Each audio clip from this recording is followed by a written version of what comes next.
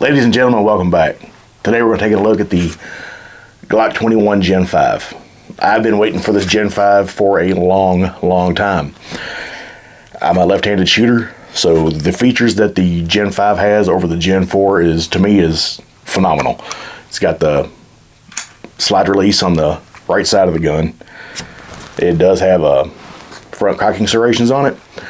And there's a few other differences. I went into more into detail on the differences in a video that I'll post the link in that to the comments if you want to watch it. The difference between the Gen 4 and Gen 5. Since I've gotten the gun, I put the HoloSun PID light on it. I put a HoloSun 507C, and I also put some suppressor height sights on it. They're not night sights; they're just blacked out. But I like the way they look on there. This gun is not chambered and it's not loaded.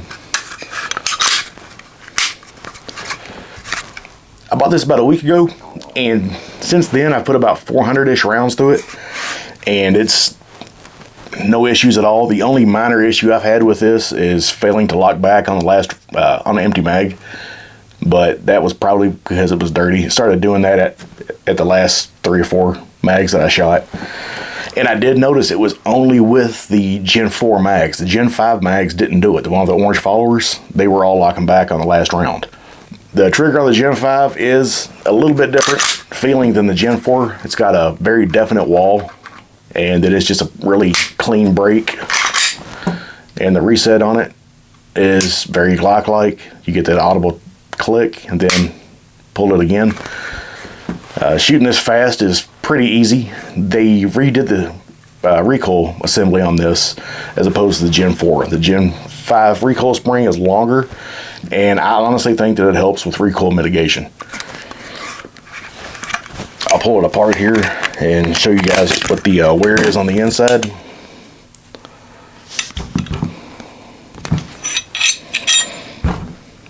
I don't know how well it's going to pick up on camera, but there is some wear on the barrel, but it's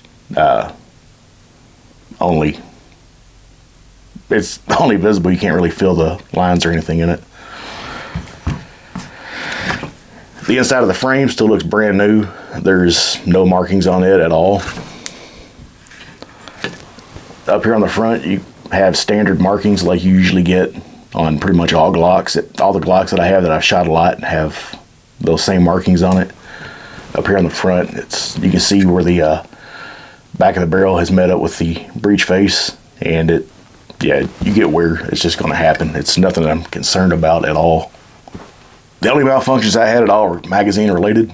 The Glock ran perfectly. It ran great. Honestly, I trust this as much as I do my other Glocks that I have. It had no malfunctions other than, like I said, what was mag related. I did have an ETS mag. Had an ETS mag. I shot it. I just got tired of it.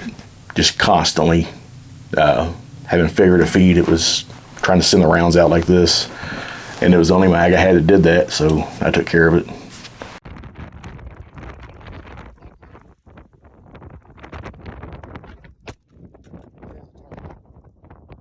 Not having the finger serrations on the front of it was a big bonus for me. I got, large size hands, not extra large, just large hand glove size, and it seems to fit my hand a lot better than the Gen 4 did. I did not put any of the back straps on it because I didn't want to make that any bigger than it already is, because it's already got a pretty chunky grip on there. I put in some footage of shooting this as opposed to shooting the Gen 4. I didn't want to make this video really long. I didn't want to do an unboxing video and then show the differences between the Gen 4 and Gen 5 and then show the Gen 5 and what my thoughts were on it after shooting it. So like I said, I have 2 other videos on the Gen 5 21 that are short. I don't want to make a 20-minute video. I don't like watching 20-minute videos, so I'm not going to put any out. But like I said, I'll put those links in the comments, and you guys are more than welcome to go check those out.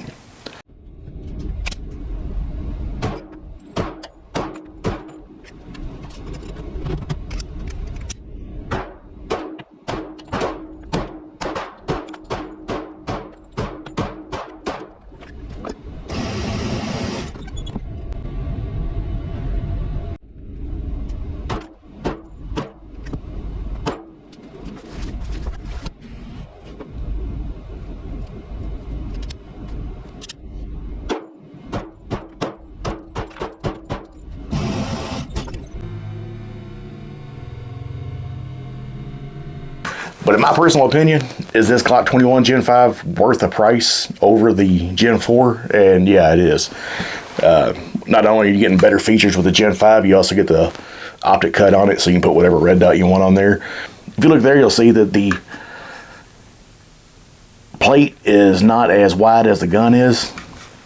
And that's because all their MOS plates fit all their full-size guns, whether it be the 19, the 17, the 40, 41, or the 21 and 20. So if you've bought a Gen 5 19 or whatever that had the plates in it, if you want to put a different optic than what comes on, what plate comes with the 21, then you can use those plates on your 21. But I am enthralled with this gun. I've always loved my 21. It's always been my go-to. It's my nightstand gun. It's always been the one that I've, when I go shooting, it just goes. I just like shooting it. That gun's probably got 700-800 rounds through it. Like I said, I've put a little over 400 rounds through this in the past week. Yeah, once I got that Holosun dialed in, this thing is a tack driver. The accuracy on the Gen 5, I believe, is better than the Gen 4. At least I was shooting better with the Gen 5 than it was the Gen 4. I'm not sure if that has anything to do with the red dot, but I did shoot it without the red dot, and it seemed like I was shooting better with the Gen 5 over the Gen 4 both ways. And like all your other full-size Glocks, these come with 3 mags. They're all here. I've got them all loaded and got hollow points on them. But if I missed anything on the Gen 5 and you have any questions, anything I might be able to answer, just ask me in the comments and I'll try my best to find the answer to it or let you know what I do know about it. And as always, thanks for watching. Stay safe, and let's take back our Second Amendment.